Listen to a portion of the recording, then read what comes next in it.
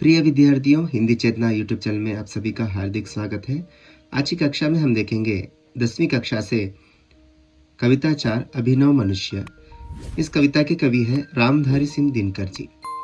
कविता में प्रमुख रूप से इस कविता में आधुनिक मनुष्य की जीवन शैली और मनुष्य को किस प्रकार रहना है, किस प्रकार वह जीवन को अपनाना है और किस प्रकार समाज में एक दूसरे के साथ रहना है बोलकर अनेक विचार इस कविता के माध्यम से कवि ने समझाने की कोशिश की है। तो पहले बच्चों हम कविता का आशय देखते हैं। कविता का आशय, इस पद्य भाग में वैज्ञानिक युग और आधुनिक मानव का विश्लेषण हुआ है। यानी इस कविता में कवि आज के युग के बारे में और वैज्ञानिक यानी विज्ञान से जुड़े हुए विचारों के बारे में विवरण दिया है। कवि दिनकर जी इस कविता द्वारा यह संदेश देना चाहते हैं कि आज के मानव ने प्रकृति के हर तत्व पर विजय प्राप्त कर लिया है। तो कवि यहाँ भी संदेश देते हैं कि इस कविता के द्वारा यहाँ समझा रहे हैं कवि, आज का मनुष्य प्रकृति के हर तत्व को अपने वश में कर लिया है।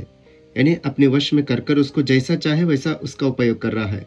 जैसे पेड़ पौधे, मिट्टी, हवा, धूल, इन सभी को अपने वश में कर प्रकृति को जैसा चाहे वैसा उपयोग कर रहा है बोलकर आज के आधुनिक मनुष्य के बारे में वर्णन कर रहे हैं। तो आगे देखते हैं। परंतु कैसी विडंबना है कि उसने स्वयं को नहीं पहचाना, अपने भाईचारे को नहीं समझा।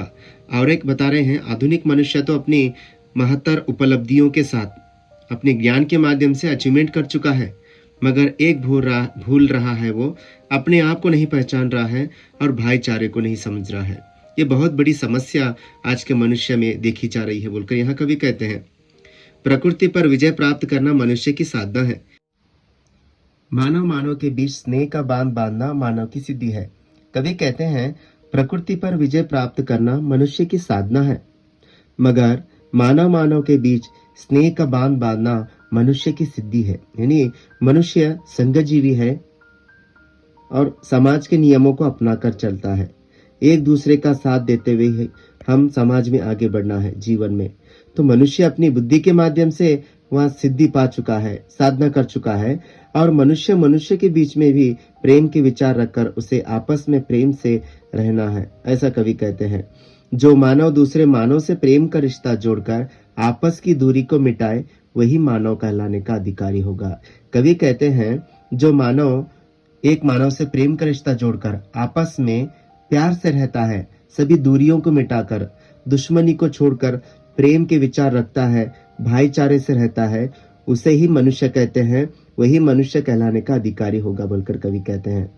तो प्यारे विद्यार्थियों, कवि कहने का मतलब है, आज का युग दिखावे का युग है, इसलिए दिखावे को दूर रखकर हम आपस में भाईचारा रखकर तंत्रज्ञान यानी टेक्नोलॉजी का भरपूर उपयोग करते हुए हम आपस में प्यार से रहना है बोलकर यहाँ कवि कहते हैं। तो बच्चों, आइए कविता की ओर बढ़ते हैं। तो प्रिय विद्यार्थियों, कविता विवरण देखते हैं। रामधारी सिंह दिनकर जी द्वारा यह रचित अभिनव मनुष्य, अभिनव माने नया, मनुष्य माने मानव।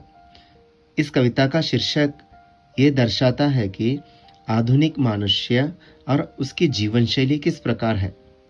तो बच्चों, इस कविता का मूल अर्थ ये है कि इस कविता के द्वारा बच्चे स्नेह, मानवीयता, भाईचारा आदि का महत्व समझ सकते हैं। तो बच्चों, स्नेह और मानवीयता, भाईचारा, ये 3 गुण के माध्यम से आप इस कविता को समझेंगे। तो बच्चों, आइए देखते हैं। आज की दुनिया विचित्र नवीन, प्रकृति पर सर्वत्र है विजयी पुरुष आसीन। है बंदे नर के करों में वारी विद्युत भाव, हुक्म पर चढ़ता उतरता है पवन का ताप।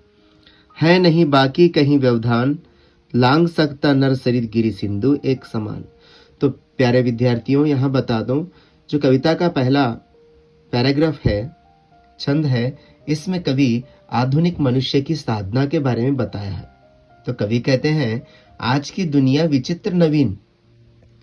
कवि कहते हैं कि आज की दुनिया विचित्र है, नवीन है। विचित्र माने अनोखी, अलग सी है, और नवीन है, नवीन माने नई है। प्रकृति पर सर्वत्र है विजयी पुरुष आसीन। प्रकृति के चारों दिशाओं में आज मनुष्य विराजमान है। सर्वत्र माने सभी जगह, विजय पुरुष आसीन यानी प्रकृति के चारों दिशाओं में, पूर्व पश्चिम उत्तर दक्षिण सभी जगह आज मनुष्य विजयी पुरुष हुआ है, वो आसीन हुआ है, आसन पर बैठा हुआ है, यानी प्रकृति को अपने वश में कर चुका है बोलकर कवि कहते हैं। आगे देखिए, है बंदे नर के करों में वारी विद्युत भाप। कर शब्द का अर्थ होता है हाथ। आज मनुष्य के हाथों में वारी विद्युत भाप।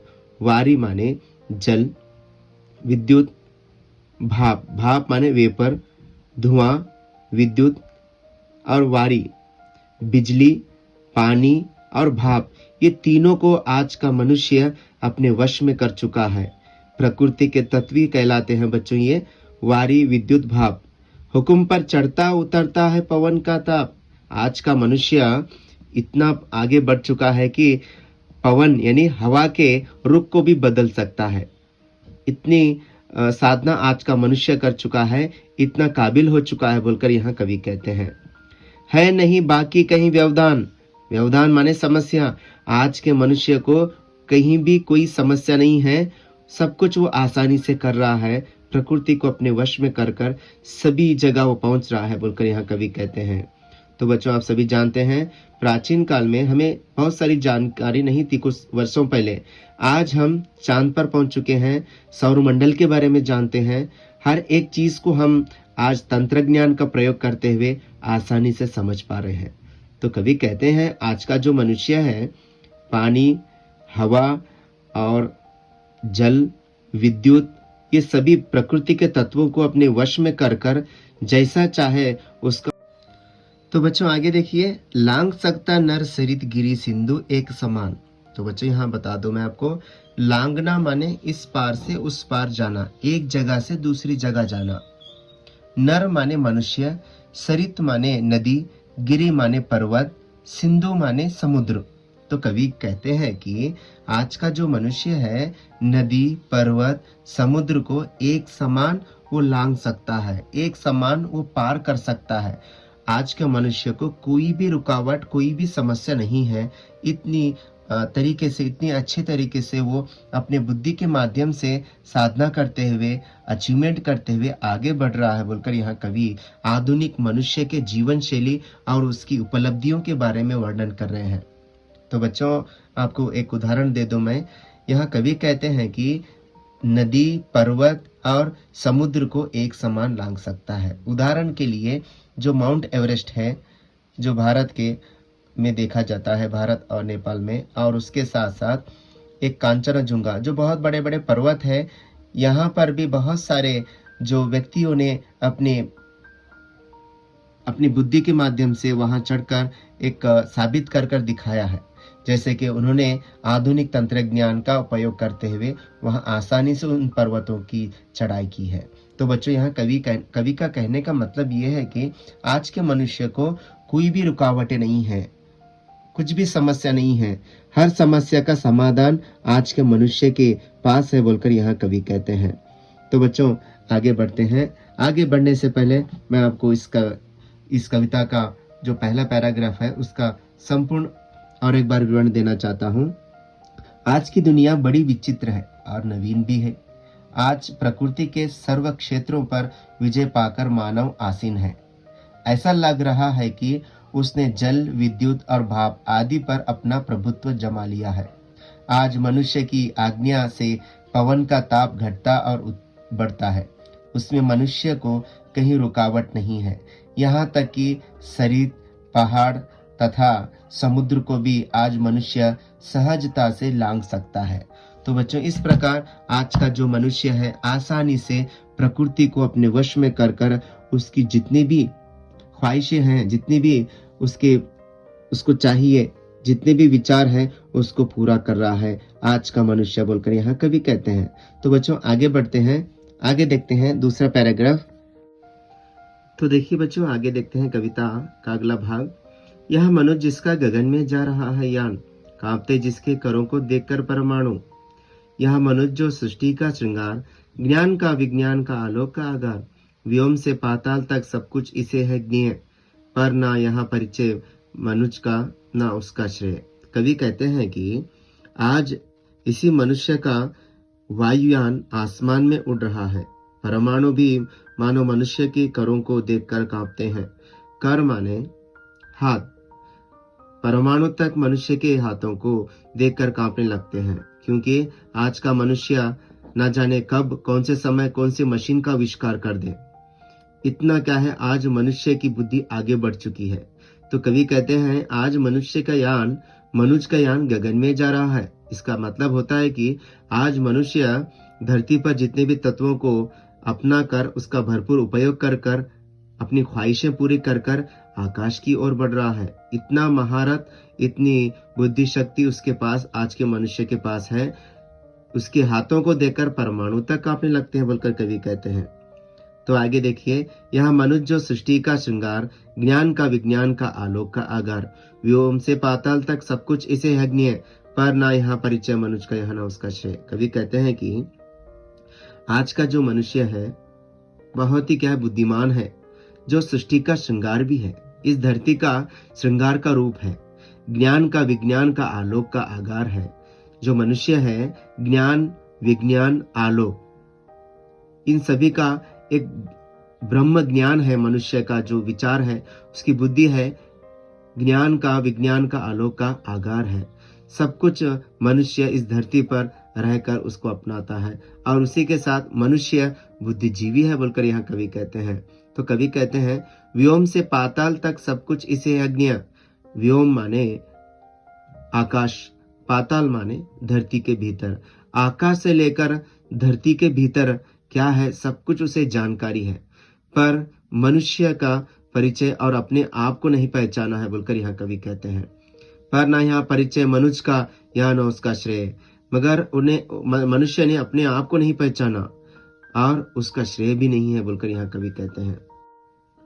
श्रेय उसका बुद्धि पर चैतन्य उर की जीत, श्रेय मानव की असीमित मानव से प्रीत। एक नर से दूसरे के बीच का व्यवधान तोड़ दे जो, बस वही ज्ञानी वही विद्वान और मानव भी वही। कवि कहते हैं कि यहाँ वास्तव में मनुष्य का परिचय नहीं है, यहाँ उसका श्रेय नहीं है। श्रेय तो उसका है जिसने बुद्धि पर चैतन्य उर की जीत प्राप्त की हो। श्रेय उनको है जिन्होंने असीमित मानव से प्रेम किया है। श्रेय उनको है जो एक दूसरे के बीच की बाधा को मिटा दे। वास्तव में वही ज्ञानी और विद्वान है तथा सच्चा मानव भी वही है। कवि कहते हैं श्रेय उसका बुद्धि पर चैतन्य उर की जीत। अगर कोई व्यक्ति अचीवमेंट किया है, कुछ हासिल किया है, तो उसके बुद्धि के माध्यम से, मगर कवि कहते हैं श्रेय मानव की असीमित मानव से प्रीत। उसे सबके साथ मिलजुल कर रहना चाहिए। अगर वो विशेष बनता है तो वहां सबका साथ लेकर ही विशेष बनता है, और अपने बुद्धि के माध्यम से वो कुछ हासिल किया है, मगर उसको समाज में सबके साथ मिलजुल कर रहना है। एक नर से दूसरे के बीच का व्यवधान, एक मनुष्य दूसरे के बीच में जो भी बुराइयां आई हैं, जितनी भी समस्याएं आई हैं, उसे तोड़ देना चाहिए। जो मानव, एक मानव दूसरे मानव से प्रेम का रिश्ता जोड़कर आपस की दूरियों को मिटाता है ना, वही विद्वान कहलाता है और मानव भी वही कहलाता है। तो बच्चों, इस कविता के माध्यम से कवि स्पष्ट बताते हैं कि हमें मिलजुल कर रहना है और अपने ज्ञान का घमंड नहीं करना है। जब तक जीवित रहते हैं एक दूसरे के साथ प्यार से रहना है, समस्याओं का सामना करना है। वही सच्चा विद्वान होगा, वही ज्ञानी होगा, मानव भी वही होगा बोलकर कहते हैं। प्रिय विद्यार्थियों, आज की कक्षा के लिए इतना ही। अगली कक्षा के लिए मैं और एक पार्ट का विवरण करूंगा। अगली कक्षा के लिए तब तक इंतज़ार कीजिए। नेक्स्ट वीडियो में मैं आपको और एक नया पार्ट के बारे में विवरण दूंगा। तो बच्चों, इस वीडियो को ज़्यादा से ज़्यादा शेयर कीजिए, जिसके माध्यम से और बच्चों को जानकारी प्राप्त हो। धन्यवाद।